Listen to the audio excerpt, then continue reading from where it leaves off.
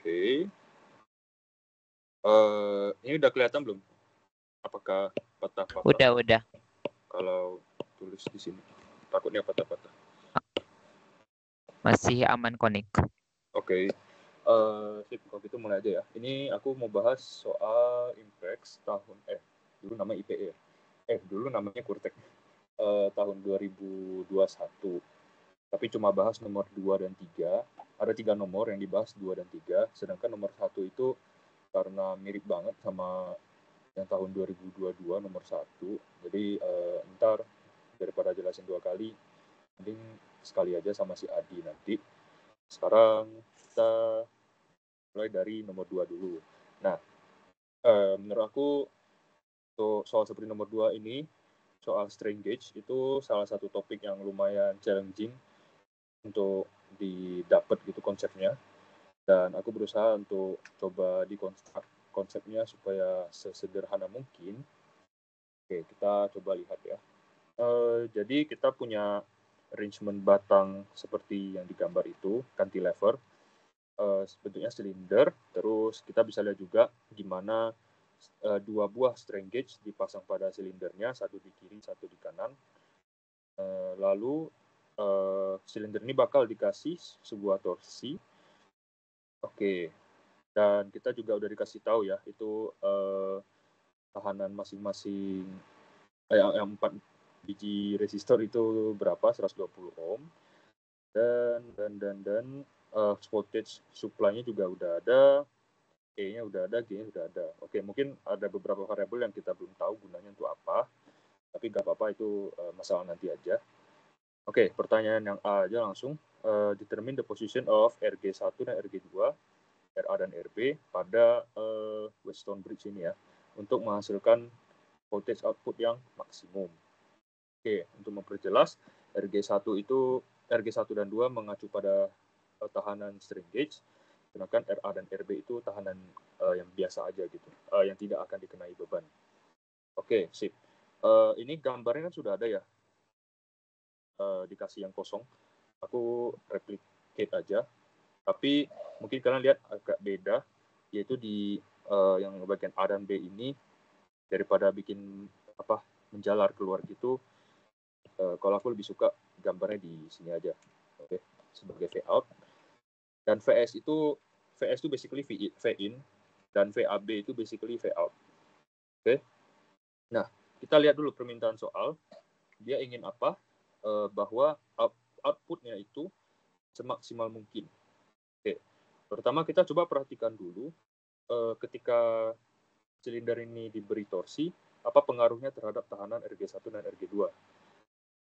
Oke, saat diberi torsi, kita bisa bayangin aja silinder itu kayak kita lagi peras baju ya. Kita lagi cuci baju yang basah, penuh dengan air, kita mau peras airnya.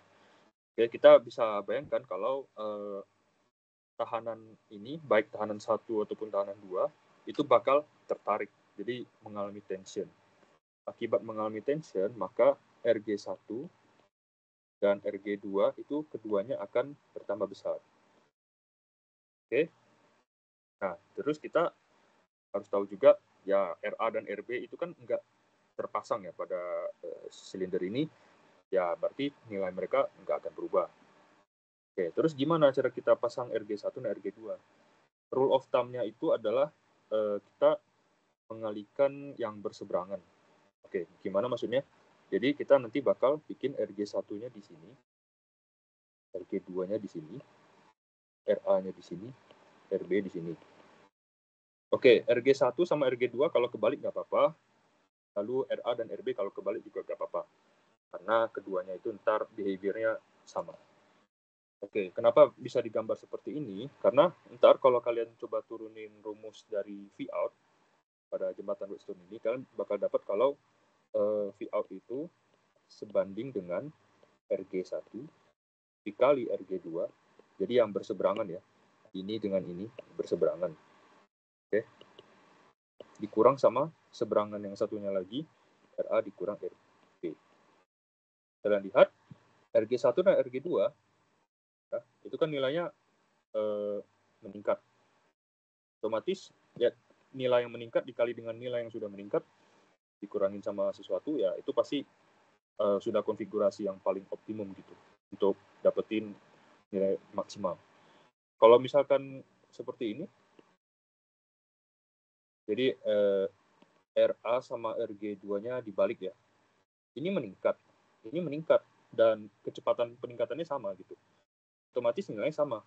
Perkalian ini sama perkalian ini kan sama ya. Jadi ya pasti bakal 0. Berarti Vout yang kita peroleh itu ya 0. Mau berapapun torsi yang kita berikan. Dan nggak mungkin dong kita mau 0. Berarti kita nggak bisa membaca apa-apa. Oke. Jadi kita mau arrangement-nya seperti ini. RG1 dan RG2-nya berseberangan. Oke ya.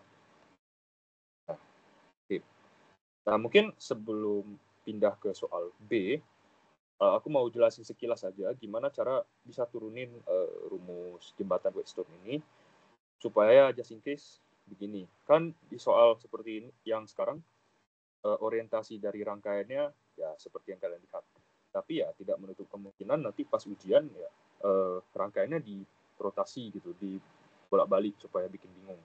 VS sama VO nanti tuker, nanti bingung. Wah, ini rumusnya tahanan mana yang dibagi tahan mana dikali mana gitu. Jadi lebih baik, alangkah baiknya kita bisa turunin sendiri. Tuh, oke. Ini rangkaian yang tadi cuma direplicate aja, terus ditambah beberapa marking warna merah ya. Jadi pertama yang perlu diperhatikan itu adalah dari VS-nya. VS-nya itu kutub positif negatifnya gimana. Oke, kita lihat ya, kutub positif yang ini, kutub negatif yang ini. Kenapa itu penting? Karena itu bakal jadi basis untuk ground-nya ntar. Nah, basically kan ini nanti bakal ada arus ya. Nanti arusnya ke bawah, terus ini kan bercabang. Terus ya seperti itu kira-kira. Nanti cabangnya bergabung lagi jadi satu. Oke, kita kan mengukur Vout. Vout itu kan dari titik A ke titik B.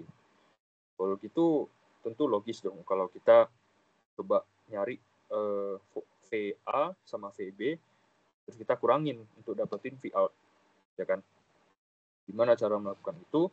Misalkan VB. Misalkan kita bayangin kita beneran punya rangkaian ini aja di dunia nyata ya. Gimana cara kita mau mengukur VB? Tentu kita kalau punya multimeter ya kita pasti colokin satunya ke sini, satunya lagi ke ground, ya kan? Positifnya ke B, negatifnya ke ground. Groundnya mana? Groundnya bisa ke sini atau bisa ke sini ya. Sama aja ya. Oke, kira-kira seperti itu. Jadi rangkaian resistor yang di antara dua titik itu apa? RA. Oke. Jadi ini sebenarnya voltage divider ya. Voltage divider yang ada di sini. Di sini gitu. Ini voltage divider. Nanti yang sebelah kanan juga ada voltage divider. Kira-kira kayak gitu. Ini warnanya agak pusing ya lihatnya. Oke, jadi RA dibagi sama ya tambah aja RG1 dan RA gitu. Oke. Dan ini bakal dikali sama V dari RA ditambah RG1 tambah RA bakal dikali sama V dari sini ke V yang sini, yang dua titik merah ini. Dan itu basically VS, ya sama aja. Lagi-lagi ini konsep voltage divider. Oke, VB selesai. Ntar VA sama juga, RG2 dibagi RB ditambah RG2 dikali VS juga. Oke, dan Vout itu basically VAB adalah VB dikurang VA. Ntar kita bisa peroleh dengan substitusi ya, RA per RG1 ditambah RA dikurang RG2 dibagi RB ditambah RG2, ini semua dikalikan dengan VS. Ntar kali silang berarti ya, RB, ini kan RA RG2 minus RG2 RA, habis ya, berarti bisa ini bagi RG1 ditambah RA dikali sama V ditambah RG2. Oke, ini bentuknya kelihatannya rumit, tapi sebenarnya yang penting itu hanya satu hal. Oke, yang paling penting itu cuma bagian atasnya aja, numeratornya aja dari dari pecahan ini. Nah, kalian lihat ini bentuknya itu RA RB dikurang RG1 RG2. Jadi yang berseberangan yang dikalikan. RG1 dikali RG2 dikurangin sama RA dikali RB. Itu ya, bentuknya sama persis. Oke. Nah, sebenarnya aku agak ragu ya, VAB itu VB kurang VA atau kebalikannya, tapi either way magnitudonya sama lah, cuma beda di positif negatif aja. Oke, dan itu harusnya nggak terlalu berpengaruh ya. Oke, jadi ini cara untuk menurunkan rumus Wheatstone Bridge ya. In case pas ujian nanti rangkaiannya dibolak-balik dan kita bingung gimana cara terapin rumusnya. Jadi kalau bingung lebih baik turunin dari awal biar nggak rancu. Oke, di sini dulu ya. Intinya yang kita mau buktikan adalah V out itu sebanding sama yang di kuning, ya, highlight kuning ini, RARB dikurang RG1, RG2. Ntar kalau mau dihitung nilai V out-nya baru pakai rumusnya secara keseluruhan aja. Oke, yang A selesai. Ya. Yang B. Oke, sampai sini dulu deh. Ada yang mau ditanyakan nggak? Takutnya terlalu cepat.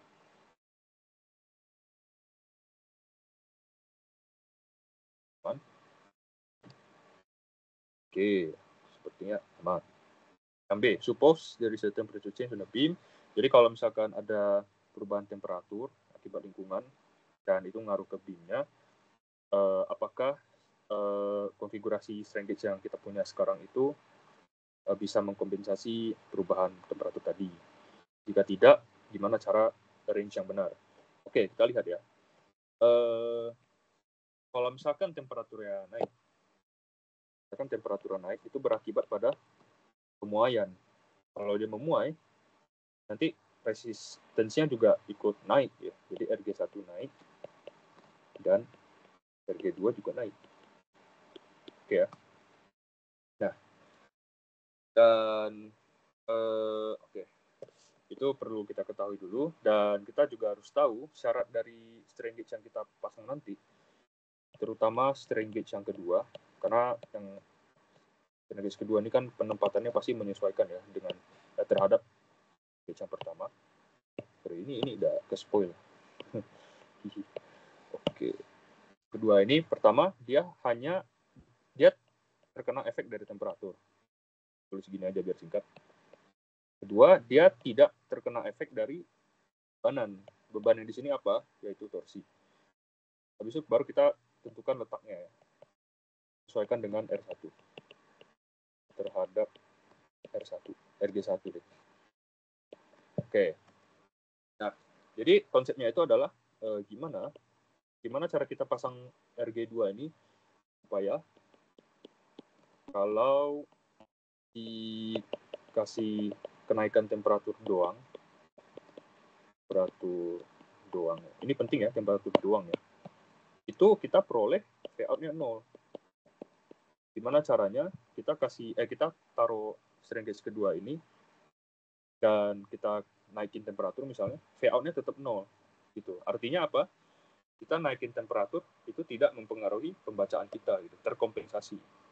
Oke, mau temperaturnya 100, 120 derajat, V out tetap 0, which is good. Oke. Nah, kita tahu RG1 dan RG2 ini nilainya meningkat secara bersamaan dan peningkatannya juga nilainya sama. Oke. Jadi kan kita udah tahu ya kalau V out itu lagi-lagi ya sebanding dengan yang misalkan ini Z1, kalau ikut soal Z1, Z2, Z3, Z4. Ya kan? Z1 dikali Z4 kurang Z2 dikali Z3. Oke, supaya hasilnya 0, ya tentu kita bikin Z1 ini jadi RG1. Sedangkan ini RG2. Oke, jadi sesuatu dikurangin sama dirinya sendiri gitu kan. RG1 sama RG2 kan nilai sama. Jadi V-nya 0. Maka ini kita bikin ini RG1, ini RG2. Kamu nggak tahu bahasanya apa? Tadi kan berseberangan. Ini sebut aja sepihak lah ya. Nggak tahu bahasa yang benar apa. Oke, dan Z3, Z4 ya bebas lah. Itu RA sama RB. Mereka juga nggak terkena beban. Oke. Sorry, ini tidak terkena efek beban. Kalau dalam kasus ini sih kena beban juga hasilnya tetap 0 sih. Jadi mungkin ini dihapus aja deh. Ini yang tidak terkena efek beban lebih ke kasus cantilever. Biasanya orientasinya itu dikasih tegak lurus, dibiarkan tegak lurus terhadap batang. Jadi itu koreksi sedikit. Nah, ini juga dikasih jaraknya supaya nggak pusing yang baca. Oke, seperti itu. Sudah selesai sih sebenarnya yang B. Nah, otomatis rumus V out-nya bakal berubah dong. Iya, betul, bakal berubah. Dan ya udah disesuaikan aja dengan rumusnya. Oke, sampai sini ada yang mau ditanya mungkin? Ini bagian A dan B masih bagian yang easy, soalnya belum hitung-hitung. Cuma analisis berdasarkan rumus saja. Oke, ada pertanyaan? Kita lanjut. Nah, ini yang C ya. Nah, ini banyak hitung-hitungnya. GF-nya 2. Gauge factor selalu 2 sih, so far ya. Pas ngerjain PR ataupun soal-soal lain, selalu 2. Nilainya up, memang mendekati itu. Dia ditanya V out-nya ya, VAB ketika torque yang dikasih itu 100 Nm. Oke. Jadi, ini langkahnya lumayan panjang. Kalau kita bikin bagannya, kira-kira seperti yang kalian lihat di screen. Jadi idenya adalah kita berikan torque pada silinder ini, dia akan menimbulkan regangan atau strain mekanik, dan kita bisa konversi nilai regangan mekanik menjadi regangan elektrik pakai gauge factor. Habis itu dari regangan elektrik kita bisa peroleh perubahan tahanan pada strain gauge. Itu hanya fisika listrik dasar yang kita belajar di TPB. Habis itu dari perubahan tahanan itu kita bisa peroleh nilai tahanan yang baru. Berarti kan tahanan baru sama dengan tahanan lama ditambah perubahannya berapa. Habis itu tahanan yang baru ini kita pakai untuk peroleh tegangan keluarannya, V out atau VAB, pakai rumus jembatan Wheatstone. Oke, ini pakai rumus Wheatstone. Langkahnya pretty much seperti ini. Most of the time. Oke, paling torque kadang diganti jadi gaya. Nah, itu hanya tinggal disesuaikan sedikit aja. Ya. Nah, sekarang kita lakukan perhitungannya. Pertama, kita udah dikasih tahu ya, torque-nya itu 100. Udah enak nih, 100 Nm.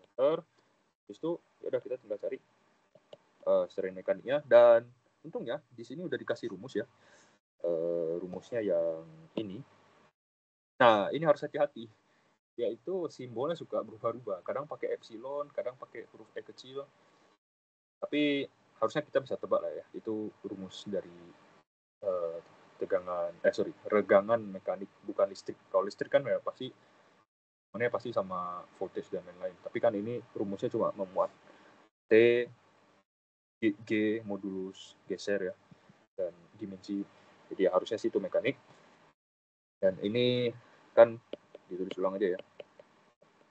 D per 2, 3. Oke. Kita masukin aja angkanya. Ini yang dimasukin SI semua ya, biar nggak ada yang ambigu. SI semua. 100 Nm, Pi dikali G-nya 75 GPa. Diameternya 10 mili ya, jadi 0,010 per 2 sama 3. Ini udah aku hitung duluan, ini hasilnya 3,4 kali 10 kali 3. Oke.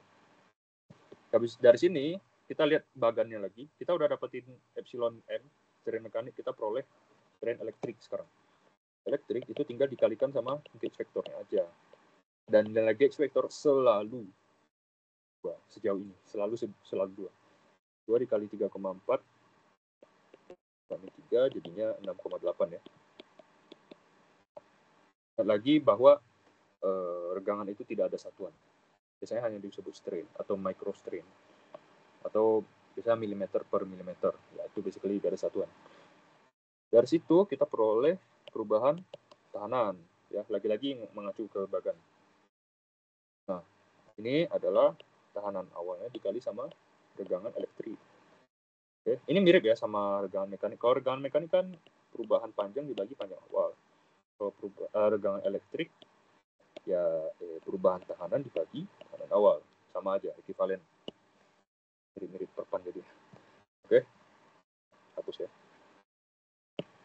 Dan ini kita peroleh nilainya 120 dikali, ini 120 dari soal, 120 ohm, 6,8 10 kali 3, dia 0,816 ohm, kecil sekali. Dari sini kita bisa peroleh tehanan yang baru. Ini pada strain gauge by the way, masih pada strain gauge. Jadi 120,816. Oke, ini pada strain gauge. Strain gauge yang mana? Dua-duanya, karena dua-duanya mengalami pembebanan yang sama. Oke, dari 120 ohm meningkat menjadi 120,816. Dari sini kita bisa hitung VAB. Tapi pertanyaannya adalah, dari pas aku lihat soal ini adalah, kita ini pakai rangkaian yang soal A atau soal B? Oke, setelah mikir-mikir, kalau kita lihat soal rangkaian B ya, itu kita pasti dapat V out-nya 0. Karena RG1 dan RG2 itu nilainya sama. Mau gimana pun ditaruh pada silinder, pasti sama. Karena dua-duanya mengalami tension. Beda sama cantilever yang dikasih F ke bawah, itu ada bagian yang compression, ada yang tension. Jadi ada yang positif, ada yang negatif. Masih bisa diakali. Tapi kalau dalam kasus ini yang dikasih torsi searah doang gitu, mau taruh dimanapun ya tension, sama-sama meningkat positif. Iya, kalau kita pakai rangkaian ini ya V out-nya pasti 0. Oke. Jadi impossible ya kita kerjain pakai itu. Otomatis kita pakai rangkaian yang pertama, yang A ini, di mana RG1 dan RG2-nya berseberangan. Oke, kita pakai rangkaian soal A. Dan ini kalau kita pakai rumus yang udah diturunkan tadi, ini langsung masukin angka aja. RG1 dikali RG2 segini, dikurangin RARB, dibagi 120, RA tambah, ya itulah, ditambah, dikali ya, dikali dirinya sendiri, di kuadrat.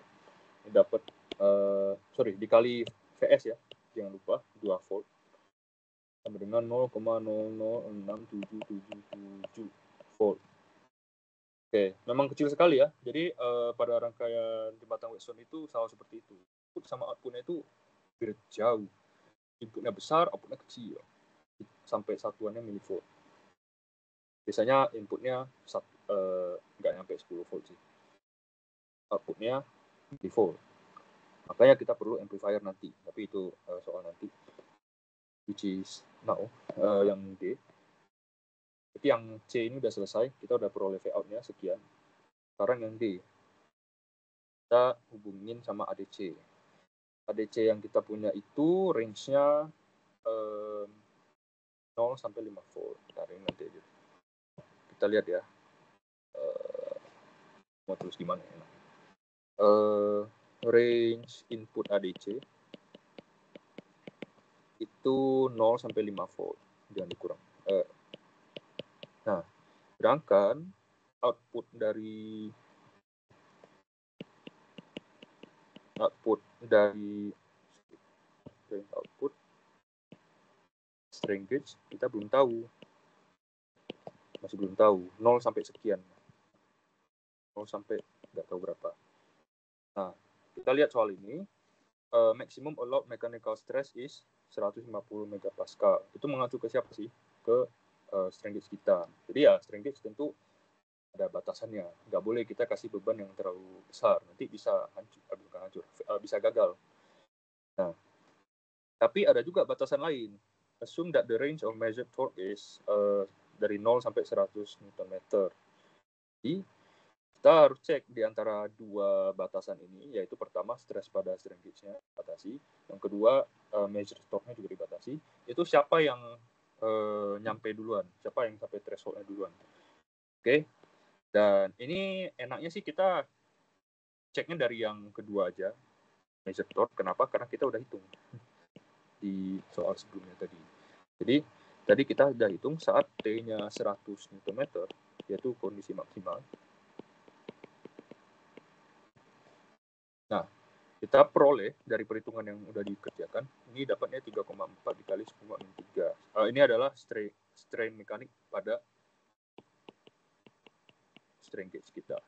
Oke, kenapa kita mau cari strain mekanik? Supaya kita bisa dapetin stres yang dirasakan.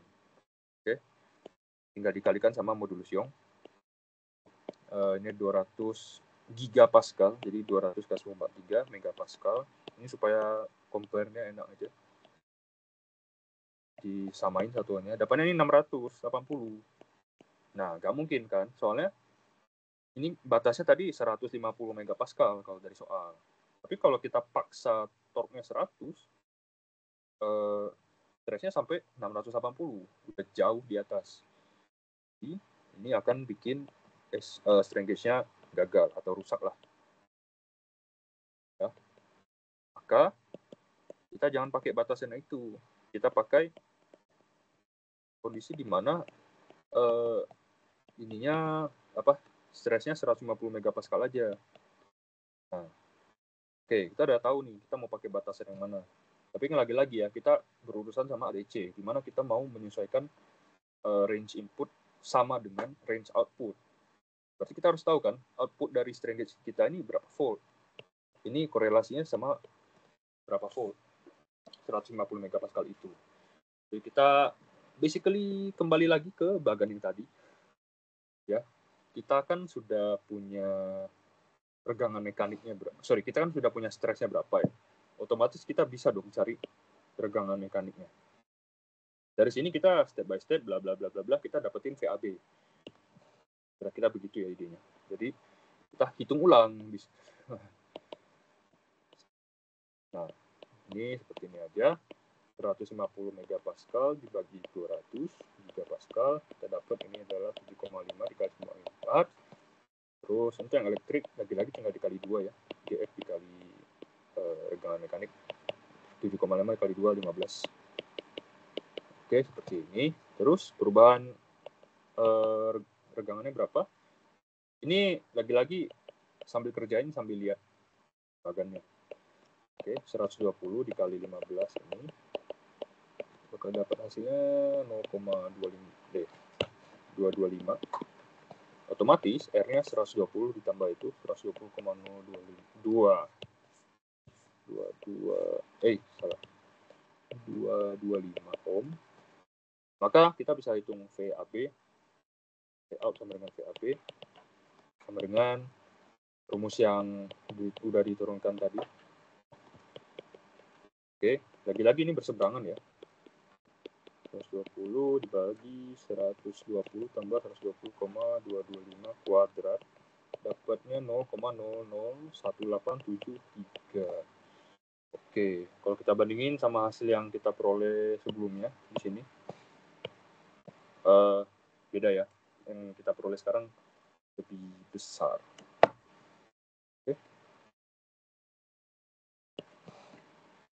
Nah, sekarang kita udah tahu range outputnya itu adalah dari 0 volt. 0 itu ketika tidak diberi beban. Dan dari 0 volt sampai 0,001873 volt. Oke, ini output dari strain gauge, ini input ADC.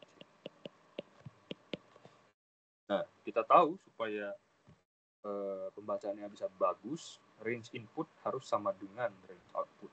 Jadi kita kasih karena ini awalnya udah sama ya, dia sama-sama mulai dari nilai 0, kita nggak perlu kasih offset, rangkaian offset, kita tinggal kasih amplifier aja. Jadi nilai gain-nya itu 5 dikurang 0 volt dibagi 0,001873 dikurang 0. Ini juga volt satuannya. Hati-hati dengan satuan. Ini bakal dapat hasilnya itu mendekati banget dengan 2610. Oke, berarti untuk gain selesai.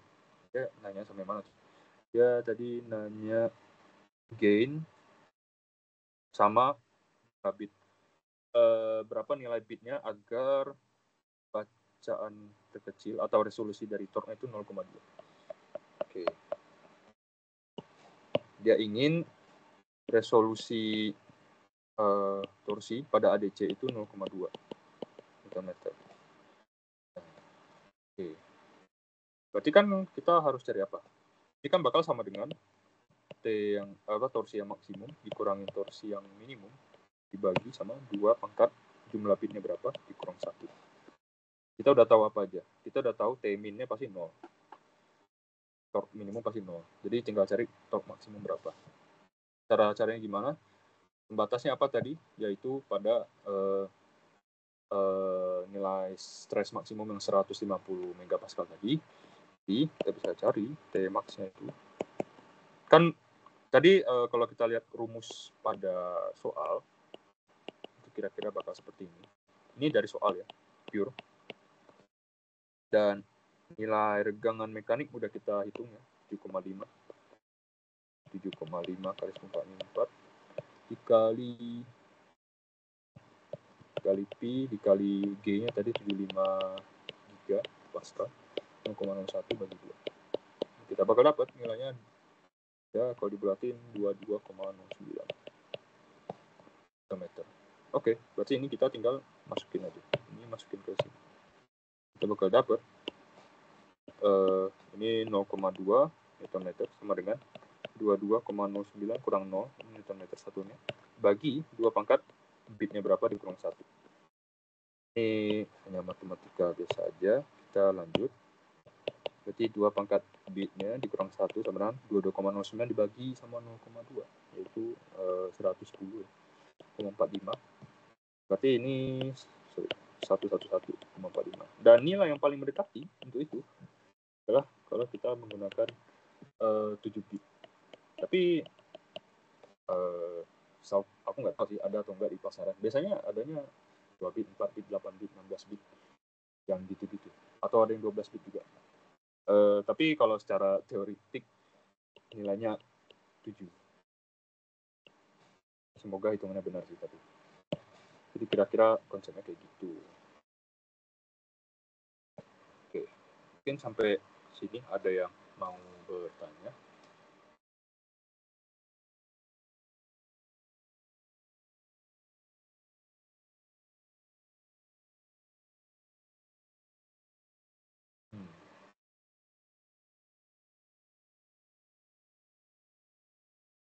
Oke. Sip, nggak ada ya. Kalau gitu lanjut nomor 3. Nomor 3 ini berhubungan sama blok diagram. Dan kita mau pada dasarnya gimana supaya perubahan nilai sensitivitas itu tidak berpengaruh secara signifikan pada sistem. Oke, pada awalnya kita punya blok diagramnya cuma sesimpel ini. Cuma ada motor sama spring, KM sama KS. Tapi dia kasih kita 3 hal. Pertama ada amplifier, gain-nya 1000. Kedua ada voltage subtraction unit, itu bakal berguna untuk feedback. Dan ketiga itu ada stable angular replacement transducer. Dan itu juga harusnya berguna saat feedback. Oke, intinya sih untuk persoalan seperti ini, untuk meminimalisir efek dari perubahan nilai sensitivitas terhadap rasio output terhadap input, ya kita nggak selalu ya, aku nggak tahu selalu atau enggak, tapi kalau di bukunya Bentley itu textbook, kita akan pasangkan amplifier, terus ini semacam sensor juga, transducer, terus kita bakal kurangin terhadap nilai input kita. Oke, amplifier, transducer, sama ini voltage subtraction unit. Oke, dan rangkaiannya yang aku lihat sih sejauh ini seperti ini, dan mungkin aku coba jelasin aja kenapa rangkaiannya bisa jadi seperti ini. Oke. Nah, ini kan kalau disimplifikasi ya, dikasih label. Misalkan KM dikali KS itu kita sebut saja G, amplifier sebut saja A, transducer ini atau aku sebutnya feedback itu sebut saja F. Maka kita punya simplifikasi seperti di atas ini. Yang versi modified-nya itu transfer function-nya bisa digabung jadi 1, jadi G kali A dibagi sama 1 tambah GAF. Sedangkan original yang belum diapa-apain, ya udah transfer function-nya itu G doang. Inputnya adalah voltage, outputnya adalah theta. Oke. Nah, Ini di copy lagi. Kita inginkan itu adalah ketika nilai G berubah. Kenapa G yang berubah? Tadi kan soalnya bilang nilai sensitivitasnya berubah ya. 10% increase in KS. Nah, kalau KS-nya berubah, otomatis G-nya berubah. Ya Kak? Kira-kira seperti itu. Jadi kalau nilai G yang berubah, kita tidak ingin itu berpengaruh pada rasio output dibagi input. Oke, tidak berubah jauh. Nah, kalau kita lihat di sini, transfer function yang udah diringkas ini, GA per 1 tambah GAF, itu bisa dipandang dari dua sisi. Pertama, gimana kalau cuma ada feedback? Kedua, gimana kalau cuma ada amplifier? Kita lihat yang pertama. Oke, ini agak susah sih dijelasin. Kalau cuma ada feedback, berarti bisa dibilang nilai amplifiernya sama dengan 1 ya, karena dia kaliin dengan 1, dia tidak mengubah apa-apa. How to say, nilai yang kita peroleh dari G per 1 tambah GF ini itu bakal nyimpang banget terhadap G. Tuh. Kalau cuma ada amplifier, apalagi ini G yang original dikali sama angka yang sangat besar, 1000. Jadi nilainya menjadi jauh banget ya. Nah, kalau kita gabungkan ini kedua, kita bisa lihat ini kan atas dan bawahnya dikali sama sesuatu yang sangat besar, suatu bilangan yang sangat besar, yaitu A, misalnya 1000, 2000, atau bahkan 10.000. Dan F ini sebenarnya fungsinya tuh, kalau yang aku tangkep ya, itu gimana supaya dia bisa ada pembagian gitu, jadi ada per 1 tambah GAF ini. Jadi gimana pun kalau supaya ada per, harus dikasih semacam feedback gitulah. Dan tentu untuk nilai A dan F sendiri itu tidak asal ya pilihnya saat kita membuat rangkaian, itu harus menyesuaikan dengan nilai original gain yang kita miliki. Tuh. Dan soalnya pada akhirnya ya kita mau bandingkan gimana yang versi original versus yang modified, bedanya seberapa.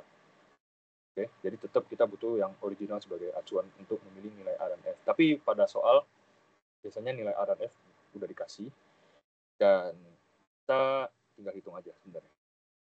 Oke, yang A kan nanya diagramnya, oke udah digambarkan. Yang B dia tanya calculate the effect of 10% increase in KS. Nah, jadi sebenarnya yang B ini di sini aja ya. Kita cari dulu nilai.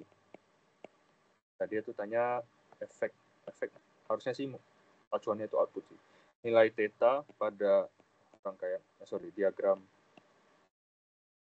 blok diagram awal, berarti yang original, kita bandingkan dengan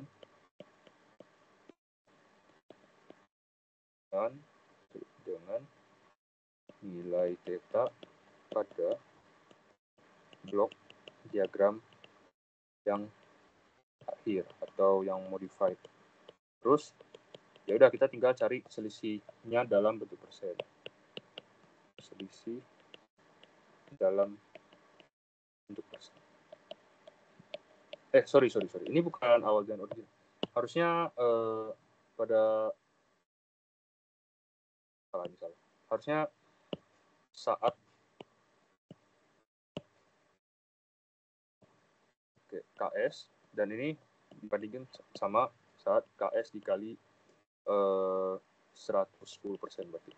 Oke, ini ngaruhnya apa terhadap nilai theta, terus kita cari selisih nilai tetanya dalam bentuk persen. Nanti kita bakal dapat kalau selisih nilai theta itu sangat kecil. Nah, itu justru fungsi dari rangkaian ini agar kalau nilai sensitivity berubah, nilai tetanya nggak berubah banyak. Gitu. Tambah feedback dan amplifier. Oke, ini aku agak susah sih jelasinnya. Mungkin dari sendirinya juga belum benar-benar paham. Jadi mohon maaf. Tapi kira-kira ya kayak gitu. Oke, mungkin sampai sini ada yang mau bertanya.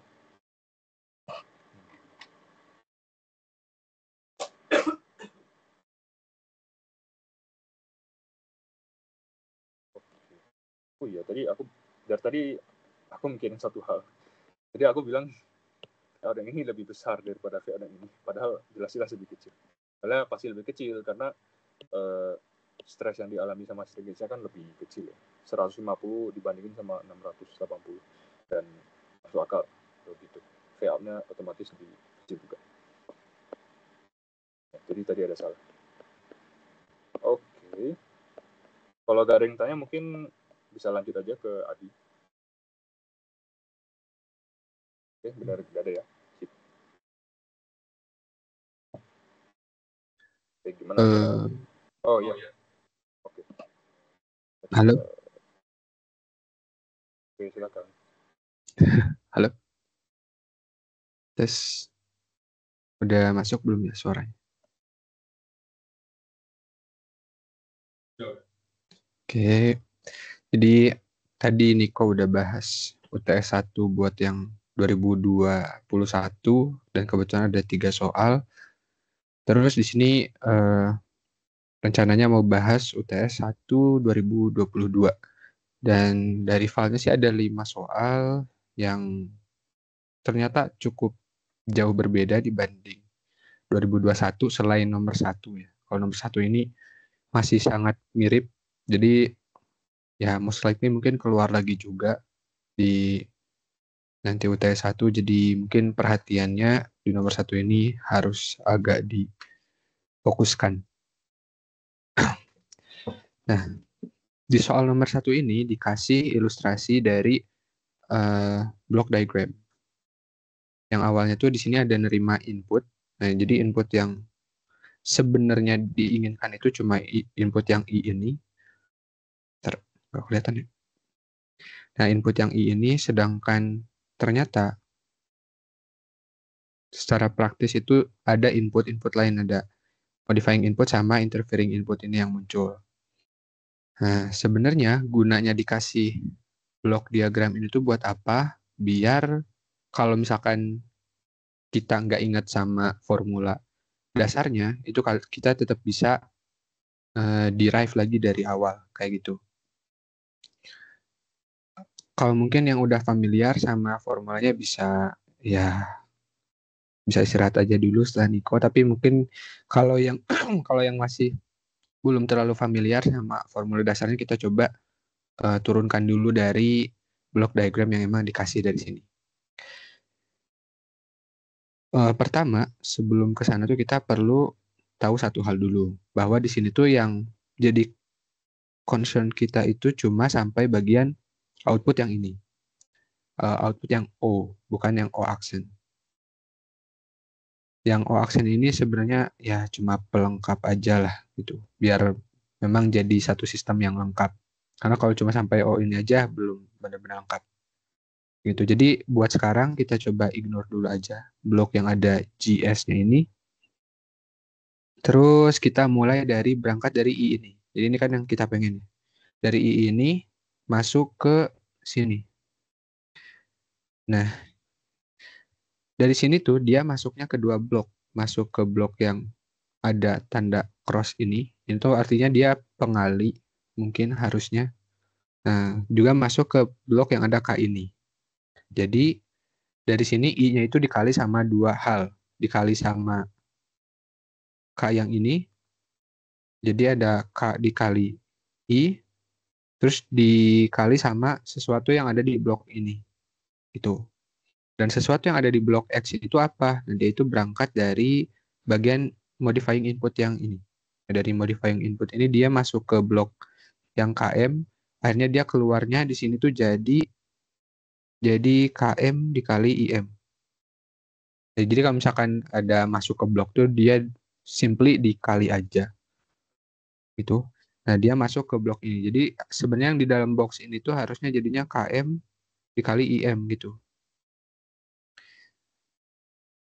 Akhirnya setelah I masuk ke blok K ini jadi K dikali I, terus setelah masuk ke blok yang X ini jadi KM dikali IM dikali I. Nah, di sini ada blok buat summation. Jadi di sini kita tambahin aja dari dua inputnya itu, karena di sini kebetulan tandanya plus dua-duanya kan. Jadi harusnya setelah masuk ke blok ini tuh, keluarannya jadinya K kali I tambah KM, IM dikali I juga.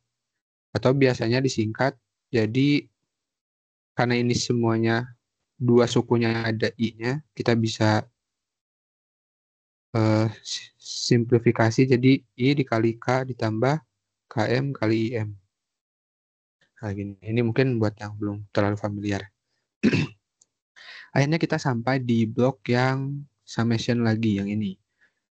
Nah, di sini tuh sebenarnya dia nerima dua input dari yang panjang tadi sama dari yang atas ini. Nah, dari yang atas ini tuh dia berangkatnya sumbernya dari interfering input. Nah, interfering input ini tuh masuk ke blok KI, jadi hasilnya itu harusnya KI dikali I. Ya, ingat tinggal dikali aja. Nah, akhirnya masuk ke blok yang ini tinggal ditambahin. Dan akhirnya harusnya di O ini tuh hasil akhirnya adalah I dikali K ditambah KM kali IM ditambah KI dikali I interfering. Ini kurang kelihatan.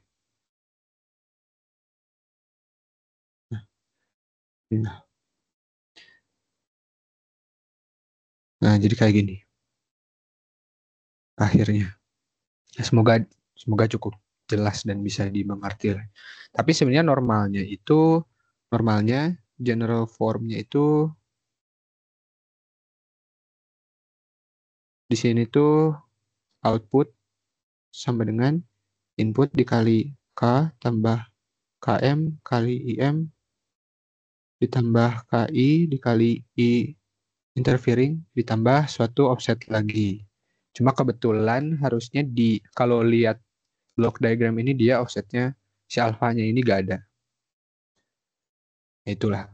Ini sebenarnya ini tuh memang dikasih cuma buat kalau misalkan lupa general formnya itu kayak gimana bisa derive sendiri lagi. Kayak gitu. Oke, setelah sampai di sana akhirnya kita tahu bahwa di sini tuh outputnya sama dengan tadi K tambah KM, IM, I ditambah K interfering dikali input interfering. Di bagian sini itu dikasih dua set data. Set pertama itu dari posisi jadi tegangan, yang kedua juga sama. Tapi kalau di yang pertama itu dia supply voltage-nya itu 5 volt, sedangkan di yang kedua ini dia supply voltage-nya 6 volt. Nah, boleh sambil dibaca aja set datanya masing-masing. Terus di bagian A itu ditanya sensitivitas K untuk yang 5 volt dan 6 volt. Harusnya sensitivitas K ini sama buat yang inputnya 5 volt, buat yang 6 volt juga gitu. Cuma kita mungkin coba cari aja. Karena kita udah tahu kalau bentuk umumnya itu harus mengikuti kayak gini, nah udah kita coba aja dulu gitu. Nah, cari.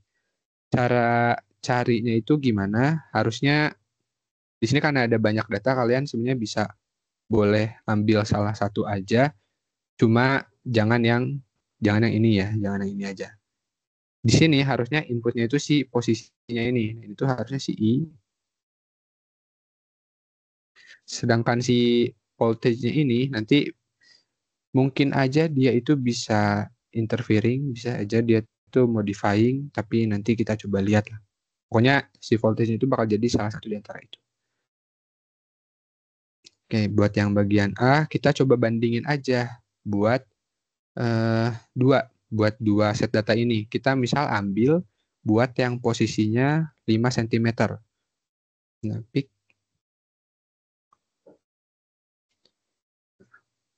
ambil I-nya itu, inputnya itu sama dengan 5 cm. Karena di sini kan inputnya posisi. Terus kita bandingin buat yang 5 volt sama 6 volt.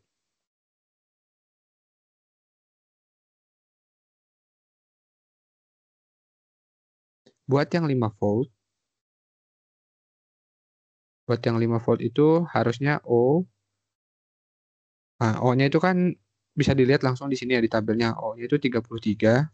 Nah, kita ikutin bentukan yang ini aja lagi nih. Harusnya ini tuh jadinya 33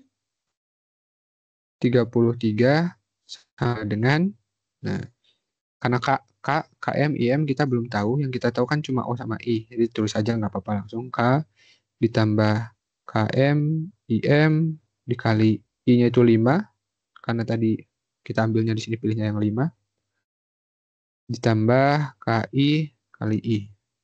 Nah, kita dapat persamaan pertama. Kita sebut aja itu persamaan 1. Lalu kita coba juga bandingin buat yang supply voltage-nya itu 6 volts. Jadi di sini harusnya 42 dari sini. Dari tabelnya bisa dilihat.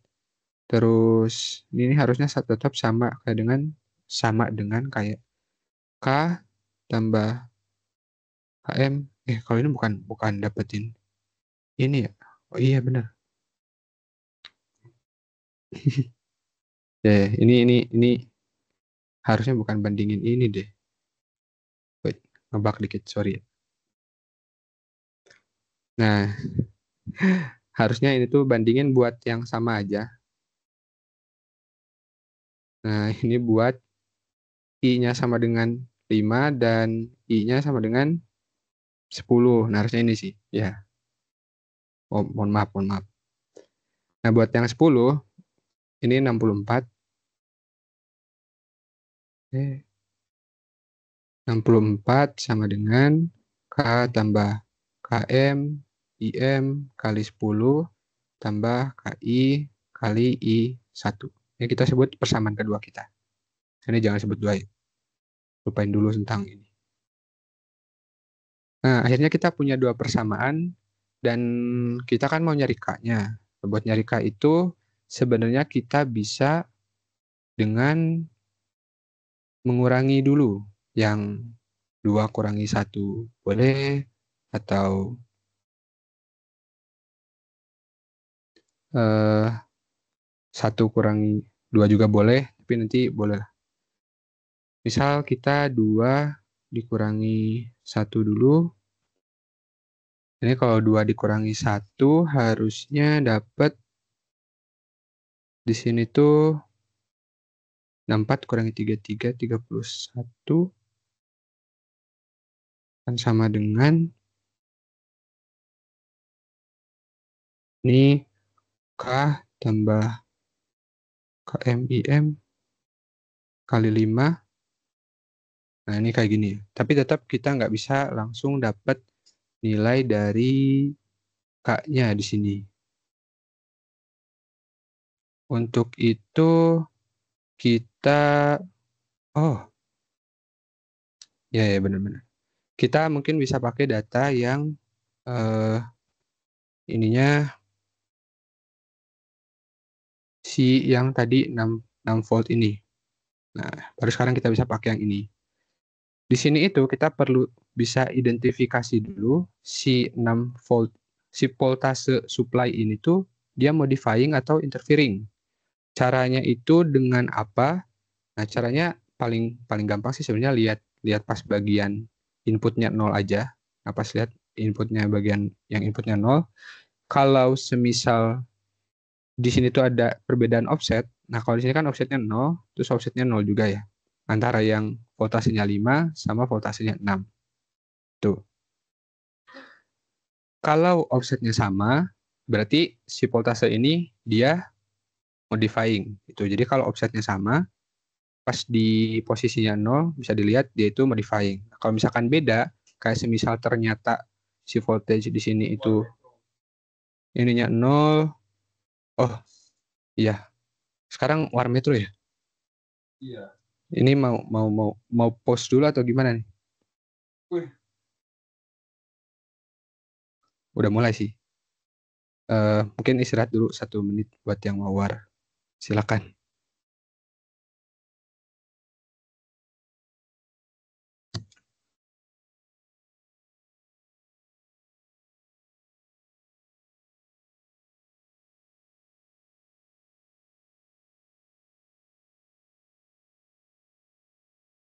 Oh, lagu Opik. Iya.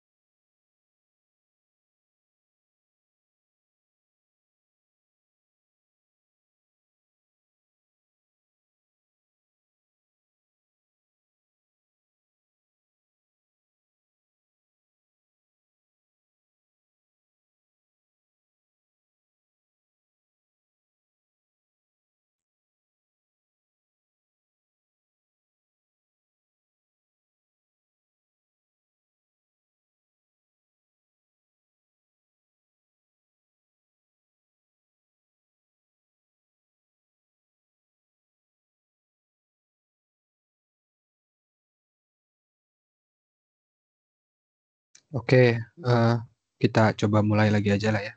Semoga warnya udah pada selesai juga. Ini share screen-nya masih jalan kan? Nah, oke. Kita kembali lagi ke tadi. Di sini mungkin ini yang perlu agak di-highlight. Kalau semisal ini tuh kita mau nentuin modifying atau interfering, karena sejauh ini sih tiap lihat soal tuh hampir semua selalu dikasih pas inputnya 0 juga. Nah, gitu. Jadi tinggal lihat aja, lihat pas I-nya itu sama dengan 0. Ini langkah pertama. Terus, nah kalau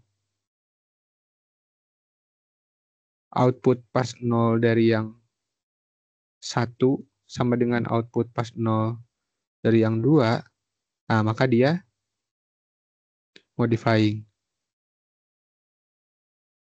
Nah, kalau ininya nggak sama, nah berarti interfering. Nah, gitu aja sih singkatnya. Bisa dilihat di sini karena pas di 0 itu hasilnya sama antara voltage 5 sama voltage 6, berarti kita tuh bisa tahu bahwa di sini tuh dia supply voltage itu is modifying input.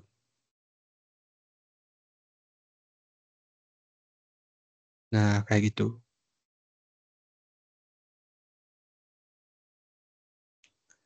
Setelah ini, di sini sebenarnya karena kita udah tahu dia itu modifying input, dan di sini itu yang dijadiin referensi itu pas 5 volt, yang dimasukin ke IM itu sebenarnya si deltanya. Jadi kalau misalkan di sini kan 5 itu sebagai referensi ya.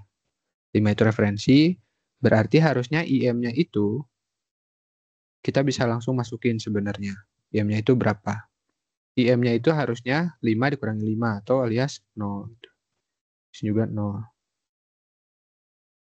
Begitupun pas di sini ya, ini juga 0 karena 0 sebenarnya ya KM-nya simply hilang. K dikali 5. Dari sini kita bisa tahu bahwa K-nya itu sama dengan 31 per, ya Allah, 31 per 5.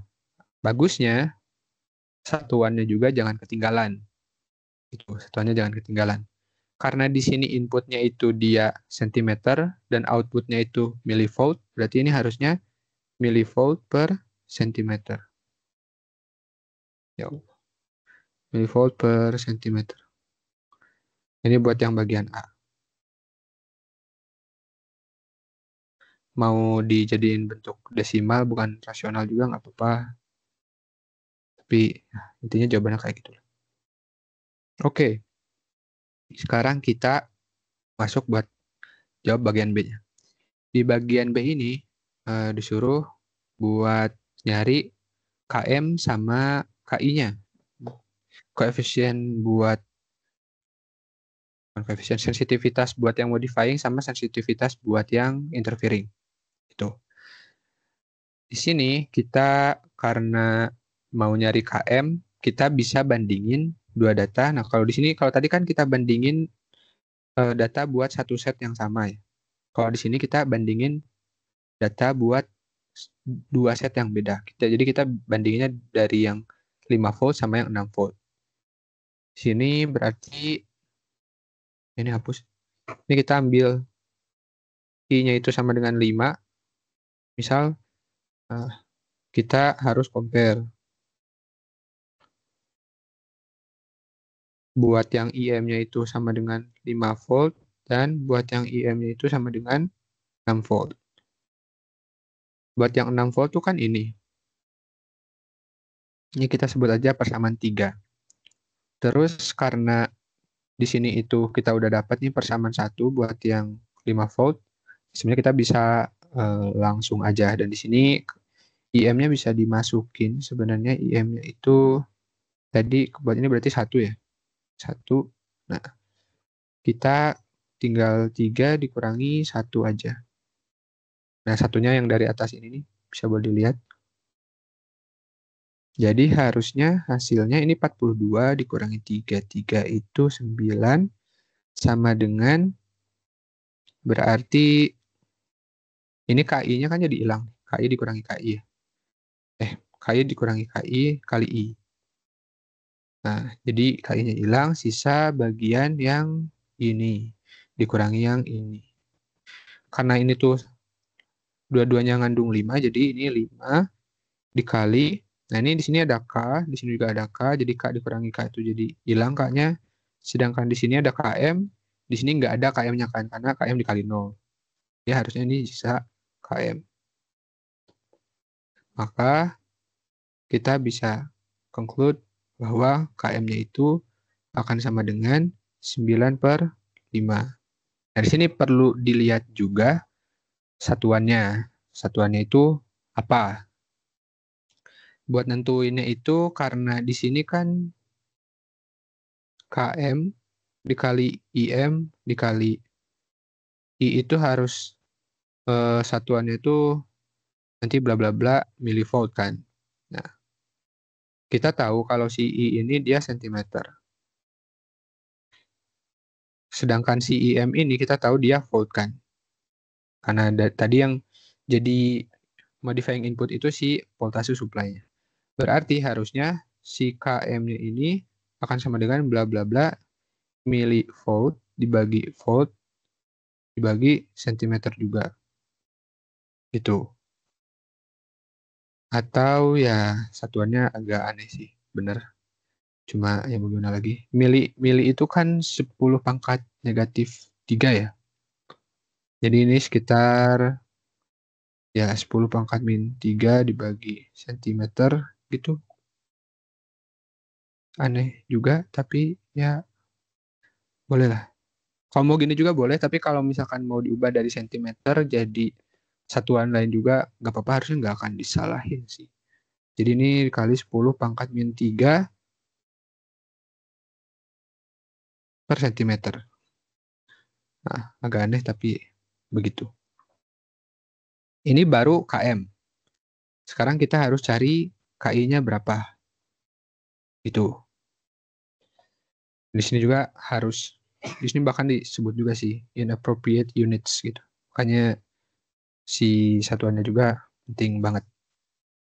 Sekarang ditanya buat koefisien dari interfering inputnya, KI. Nah, di sini kita itu kayaknya nggak akan bisa benar-benar nyari KI-nya, harusnya. Karena bisa aja KI-nya yang 0, bisa aja II-nya yang 0, tapi yang jelas kita bisa coba buat compare aja deh. Compare aja data manapun, karena sekarang kita udah punya K sama KM-nya, jadi boleh lah. Kita ambil data pas yang bagian ini, yang bagian data 3 lagi deh. Yang dari persamaan 3, kita itu bisa dapat bahwa 42 sama dengan K-nya kan udah dapat. K-nya itu 31/5. Terus KM-nya juga 9/5.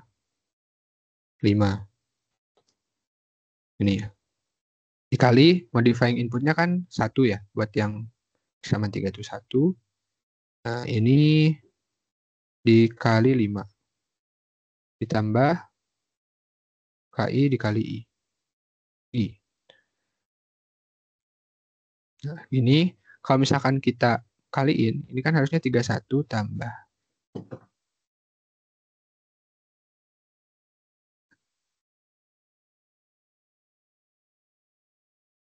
Bentar. Ini 42, benar. Oke. Nah, di sini bisa kita kaliin aja. Sebenarnya 42 itu akan sama dengan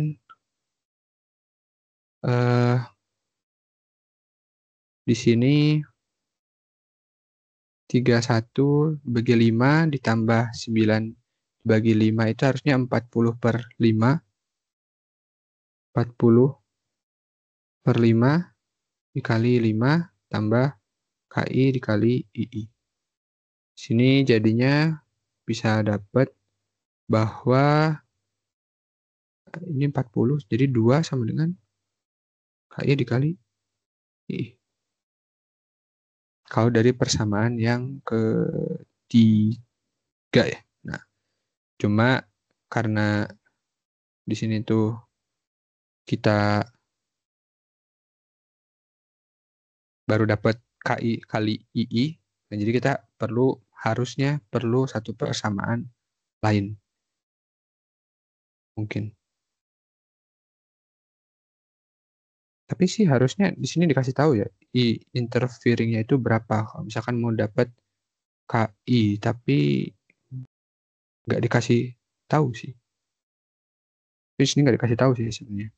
Mau pakai persamaan manapun harusnya tetap bakal kayak gini ya. Nah, jadi ini nggak tahu sih. Mungkin harus dicari. Ini ada yang missing, nah ininya nggak tahu nih.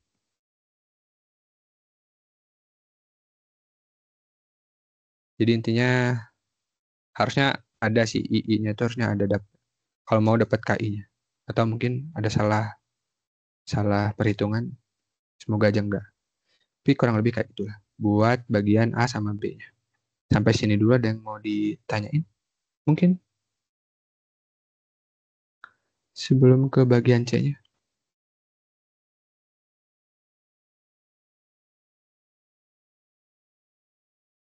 Nah, barulah di sini gunanya si GS itu ada di yang bagian C-nya. Kita copy aja dulu kali ini. Copy di sini. Nah, sekarang kita fokus ke bagian C-nya aja. Di bagian C ini ditanyain itu bandwidth, yaitu frekuensi maksimal yang emang bisa diukur kalau amplitude errornya itu dia cuma bisa kurang lebih 3 desibel kayak gitu. Nah, sekarang kita coba lihat dulu transfer function-nya. Transfer function itu kan GS sama dengan 25 dibagi S kuadrat ditambah 7S tambah 25. Buat jadi, ini kan masih domain S ya. Nah, kita sekarang mau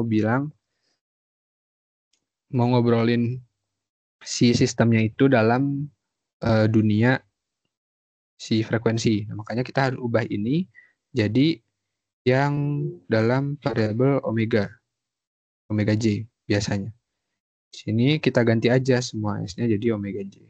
25 dibagi ini omega J kuadrat tambah 7 kali omega J tambah 25 atau di sini tuh jadinya 25 dibagi ini minus omega kuadrat ditambah 25 ditambah 7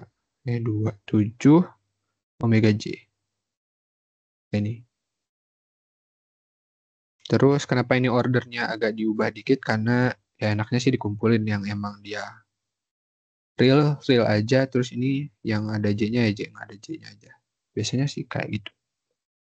Biar nanti ngitung magnitudenya gampang. Sekarang kita sebelum bisa ngobrolin dB-dB-an itu perlu tahu dulu.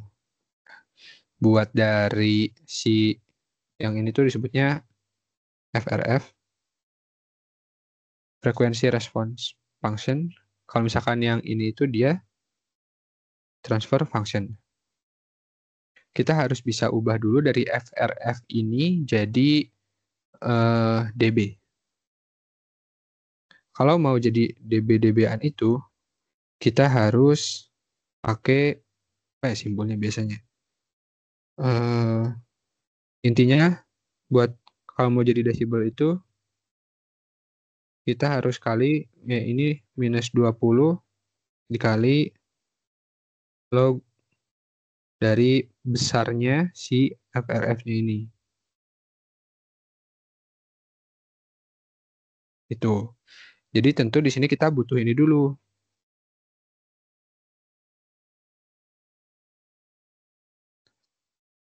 Terus gimana cara bikinnya? Bisa dilihat dari si FRF-nya itu sendiri. Jadi di sini kita dapat besarnya si G, omega J ini bisa akan sama dengan, nah yang bagian numerator kita cari besarnya dulu, dibagi besar dari bagian denumerator. Atau besar dari pembilang dibagi besar dari penyebut. Karena yang bagian atasnya ini dia hanya ada bilangan real, ya udah kita biarin aja dia 25. Dan itu sebenarnya akar dari 25 kuadrat tambah 0 kuadrat lah, biar lebih jelas. Dibagi dengan yang bagian bawahnya ini. Yang bagian bawahnya itu harusnya ini akar dari minus omega kuadrat ditambah 25. Ini bagian realnya kita kuadratin ditambah bagian yang imajinernya juga kita kuadratin. Kayak gitu. Atau ini tuh sama dengan 25 dibagi akar dari minus omega kuadrat tambah 25 kuadratin tambah 49 omega kuadrat. Ini dulu. Sekarang kita udah punya fungsi magnitudenya. Sekarang tugas kita adalah nyari frekuensinya tadi. Dengan errornya itu cuma sekitar 3 dB ya, 3 dB. 3 dB itu berarti ini kan bisa plus minus ya, bisa dia itu nanti lebih dari 3 dB, bisa kurang dari 3 dB. Kita coba cek dulu buat yang errornya itu positif 3 dB. Ini. Nah, sebenarnya positif 3 dB ini itu artinya apa? Artinya adalah output dibagi inputnya itu si 3 dB ini tuh harus sama dengan minus 20 nih dikali logaritma besarnya si G-nya.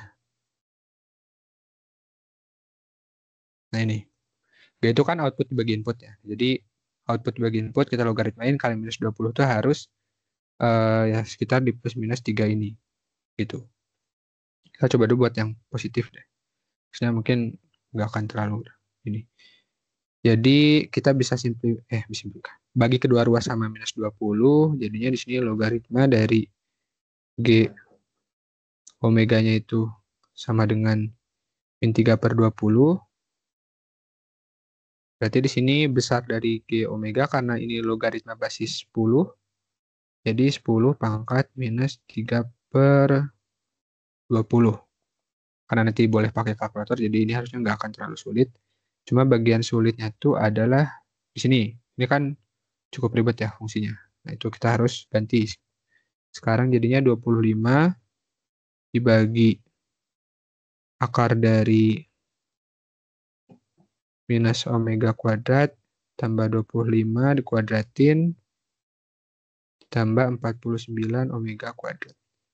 Sama dengan 10 pangkat minus 3 per 20. Sini kita kali aja kedua ruas sama yang ada akarnya, terus nanti dikuadratin. Jadi mungkin ini harusnya 625 akan sama dengan 10 pangkat minus 3 per 20 dikali, ini dikuadratin, harusnya ini jadinya 6 per 20 kali minus omega kuadrat tambah 25 kuadratin ditambah 49 omega kuadrat.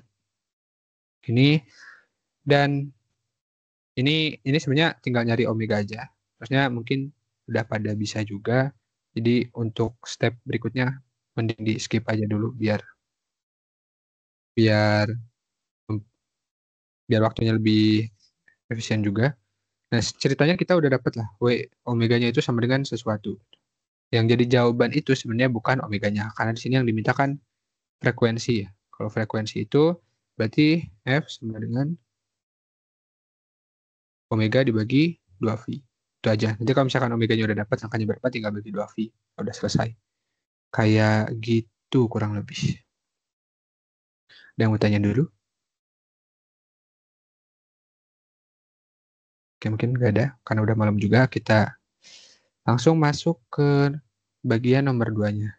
Di bagian nomor 2 ini, katanya dikasih ada Wheatstone Bridge, dan gambarnya tuh sebenarnya dikasih, cuma kayak kurang jelas fotonya. Agak buram, jadi nggak dimasukin. Diketahui R3, R4-nya, bisa dilihat R3 itu yang bagian ini, R4 yang ini, dia itu tetap konstan di 200 ohm. Kalau R2-nya itu nanti dikalibrasi.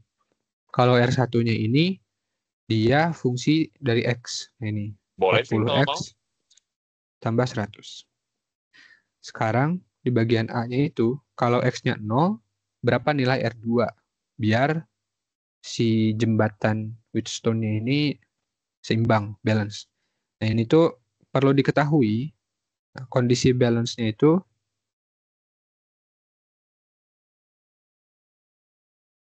singkatnya adalah, karena tadi Niko juga udah panjang lebar nurunin gimana cara dapetinnya. Intinya adalah balance condition terjadi kalau di sini yang dikali silang. Jadi ini dikali ini, dikurangi ini dikali ini tuh harus sama dengan 0. Nah, itu kondisi balance-nya. Jadi R1 kali R4 dikurangi R2 dikali R3 itu harus sama dengan 0.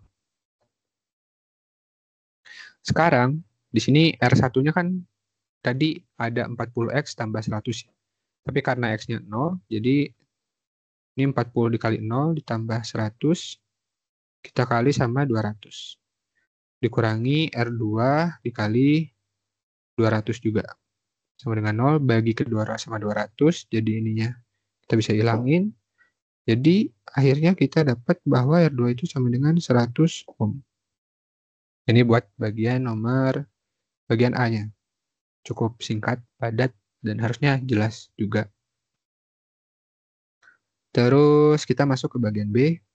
Di bagian B ini ditanyain, kalau si jembatannya ini dalam kondisi seimbang, buat nyari X, cari relasi antara R2 sama X. Gitu. If the base is operated in a balanced condition to measure. Oh, oke. Kalau di bagian sini, kita tuh harus nyari R2-nya tuh sama dengan apa-apa X gitu, tambah apa-apa misalnya. Pokoknya kita harus nyari relasi langsungnya antara R2 sama X. Nah, kalau bedanya apa? Sebenarnya sama aja.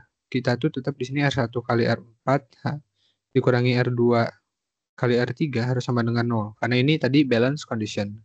Disebut di soal soalnya kan di sini balance condition. Cuma di bagian B ini X-nya kita nggak substitusi sama dengan 0. Kita tetap aja leave X as it is aja gitu. Ini 40X tambah 100 dikali 200 dikurangi R2 dikali 200 juga. Sama dengan 0. Karena ini kita bisa bagi kedua ruas sama 200. Dapat bahwa R2 itu sama dengan 40X ditambah 100 juga. Kayak gitu. Nah, kurang lebih kayak gitu buat A sama B-nya. Mungkin ada yang mau ditanyain dulu?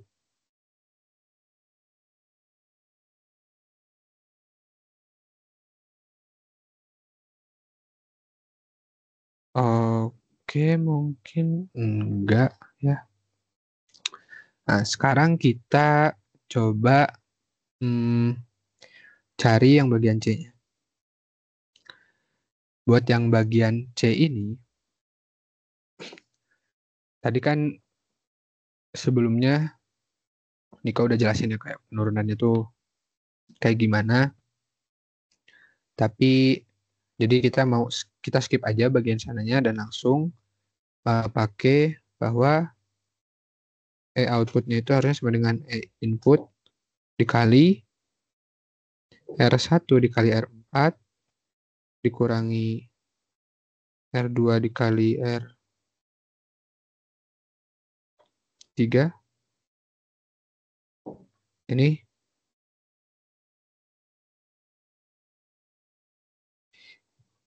nah yang ini itu dibagi sama R1. Ntar, harusnya kan tadi tuh R1 atau jangan rumus jadi juga deh. Terpusing lah. Terpusing. Yang tadi kan udah bilangin itu voltage divider, ini juga voltage divider. Jadi V outputnya itu mau lihat yang misalnya ini A, ini B, dan kita tuh mau nyari VO itu sama dengan VB minus VA, yang mana VB-nya itu harusnya R4 dibagi R2 dikali R2 ditambah R4 dikali VS, ini dikurangi, atau kebalik ya, udah nggak apa kebalik juga, nanti tinggal kita ambil magnitude-nya aja. Sini ini R3 dibagi R1 tambah R3 dikali VS juga. Sekarang di sini tuh R4 tadi dapatnya 200. Ini 200 dibagi R2. Nah, R2-nya itu kita nggak boleh bikin dia pakai yang R2-nya yang ini, tapi yang ini. Karena apa? Karena kalau misalkan pakai yang ini, R2 sama dengan R1 kan. Kalau R2-nya sama dengan R1, pasti hasilnya V output-nya pasti 0 mau gimana pun. Karena nanti kan ini kali ini bakal selalu sama kayak ini kali ini. Kalau R1, R2 aja sama. Kayak kita nggak boleh bikin kayak gitu. Jadi kita pakai yang A aja, yang R2-nya sama dengan 100. 100 tambah 200 dikali VS kurangi yang bagian R3-nya itu tadi 200 dibagi R1. Nah, R1-nya ini kan tadi dapat 40X tambah 100. 40X tambah 100 ditambah 200 lagi. Kali VS. VS-nya tuh berapa ya tadi? Oke, mungkin nantilah kita masuk. Oh, VS-nya ada 10. Ini 10 aja langsung. 10. Jadi sini V outputnya itu sama dengan ini kan 200 dibagi 300 kali 10 ya. 20/3 dikurangi. Nah, yang ini harusnya kita bisa bagi sama 10. Jadinya 200 dibagi 4X ditambah 30. Tinggal cari sekarang buat X sama dengan 1. Buat X sama dengan 1 itu V outputnya sama dengan 20/3 dikurangi 200 dibagi 4 kali 1 tambah 30. Dan ini harusnya hasilnya jadi, bentar, kalkulator dulu. 20/3 dikurangi 234. Nah, ini tuh 0,784. Sekarang kalau misalkan V buat yang X-nya sama dengan 2,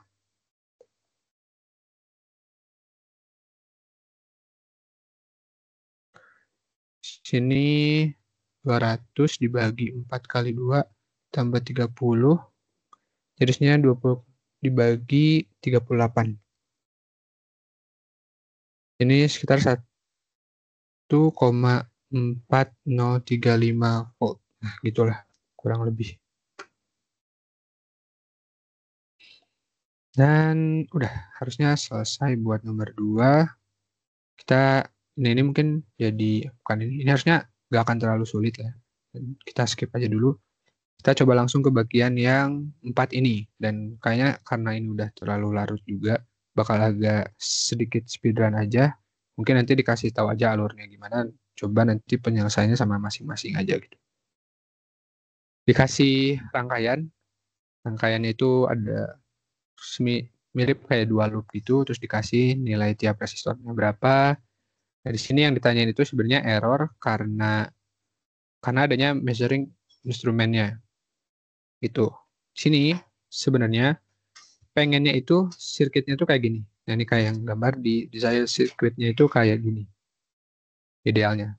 Tapi dalam kenyataannya ketika kita pakai si voltmeter ini, yang ada itu sirkuitnya jadi berubah kayak gini. Bedanya di mana? Di sini bisa dilihat bagian loop kanan ada rangkaian paralel tambahan, sedangkan di sini itu nggak ada. Di sana aja sebenarnya bedanya. Dan nanti error itu, dan di sini error itu ada dua. Ini nice to know juga istilahnya. Jadi ada systematic error. Kalau pengukuran itu systematic error. Nah, ini tuh nama lainnya mean error, bisa juga. Nah, ini tuh adanya karena apa? Karena sistemnya atau instrumen pengukuran.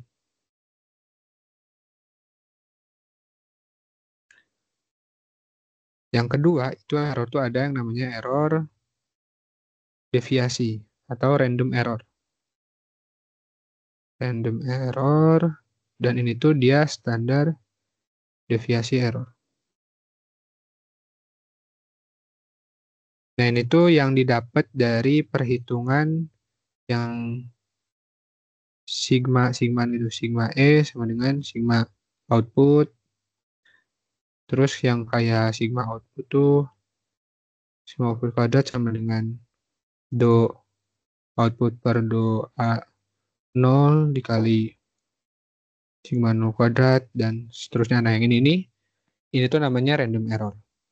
Di sini karena ditanyainnya itu kesalahan karena measuring instrumennya, ya berarti kita ditanyain systematic error.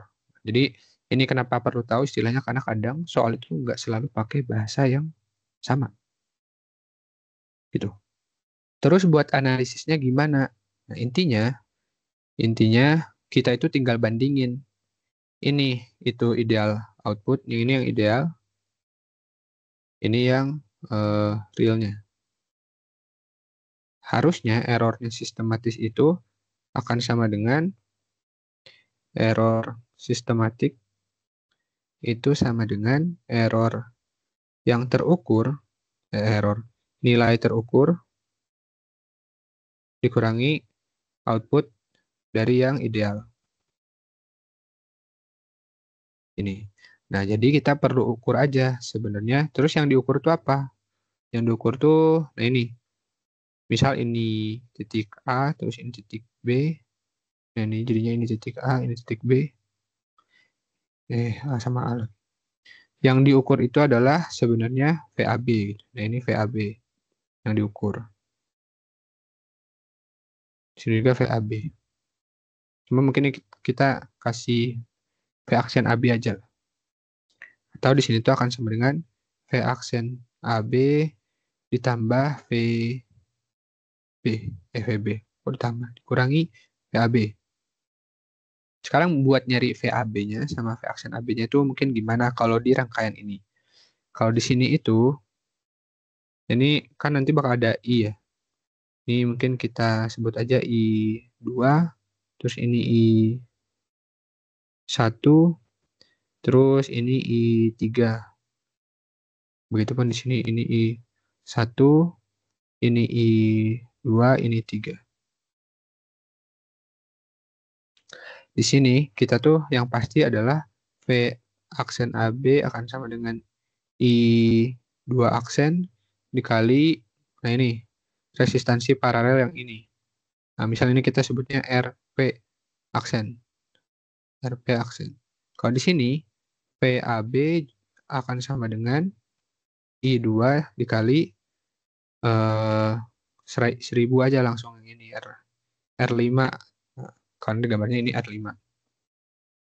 Gitu. Jadi tugasnya itu sebenarnya lebih ke nyari aja ini R paralelnya gimana, harusnya dapat dari paralel yang 1000 sama yang 9500, harusnya nanti dapat nilai resistansi paralelnya berapa. Terus, nah ini mungkin kita tulis lah ya. RP aksen itu harusnya 1/RP aksen sama dengan 1/1000 ditambah 1/9500. Ini kalau di sini R5-nya itu sama dengan 1000. Nah, ini dari soal. Terus I2-nya gimana? Nah, buat nyari I2-nya itu tinggal pakai ilmu tentang rangkaian. Sebenarnya bisa dua cara. Bisa pakai Kirchhoff Law, bisa juga pakai yang ngitung loop. Ngitung yang loop. Bisa yang loop gini. Ini kan ada 2 loop nih. Bisa 2 loop gini. Ini juga sama nanti loop. Harusnya nanti dapat I2-nya, I2 aksennya berapa, I2-nya juga berapa, dan nanti tinggal dimasukin dan tinggal cari selisihnya, dan itulah error sistematiknya. Kurang lebih kayak gitu. Di sini nggak akan dibahas nyari I2-nya gimana karena bakal lama juga kayaknya, dan udah terlalu malam. Jadi mungkin kayaknya sampai sini aja dulu. Ada yang mau ditanyain mungkin?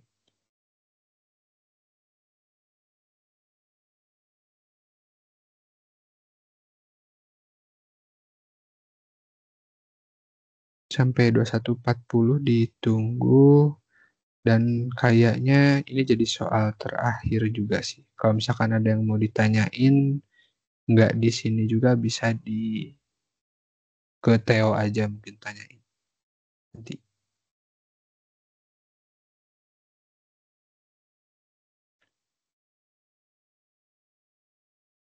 Oke, karena udah 21.40, gimana Theo? Dikembalikan Karena lagi. nggak ada yang nanya juga, mungkin kita tutup sampai di sini aja tutornya. Terima kasih buat Niko sama Adi yang udah nutorin, sama makasih juga semuanya yang udah datang. Semangat buat persiapan ujiannya. Makasih. Udah boleh live. Thank you Makasih nih. semua. Makasih Niko, Thank you, makasih Theo. Adi. Makasih Niko, makasih Adi. Yuk,